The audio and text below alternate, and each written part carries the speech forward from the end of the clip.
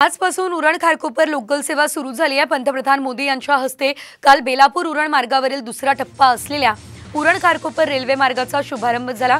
तर तब्बल 26 वर्षांपासून उरणकर या लोकल सेवेच्या प्रतीक्षेत होते।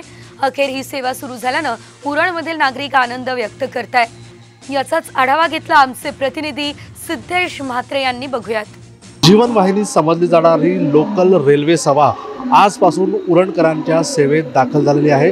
मी सध्या नेरूळ रेल्वे स्थानक या ठिकाणी आहे। याच ठिकाणावरून उरणसाठी पहिली लोकल जी आहे ती 7:10 ची या ठिकाणावरून सुटणार आहे। त्यामुळे उरणकरांमध्ये मोठा आनंदाचं वातावरण जे आहे ते निर्माण झालेलं आहे। एकूणच आपण पाहिलं की काल पंतप्रधान नरेंद्र मोदी यांच्या हस्ते उरण खारकोपर या रेल्वे मार्गातील दुसऱ्या टप्प्याचं जे उद्घाटन आहे ते पार पडलं होतं आणि त्यानंतर आजपासून ही लोकल सेवा सामान्य प्रवाशांसाठी सुरू झालेली आहे।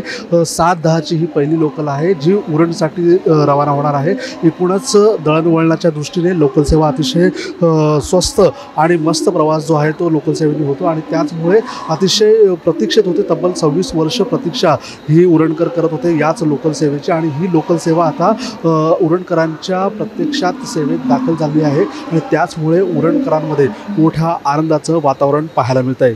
सिद्धेश म्हात्रे, साम टीव्ही, नवी मुंबई।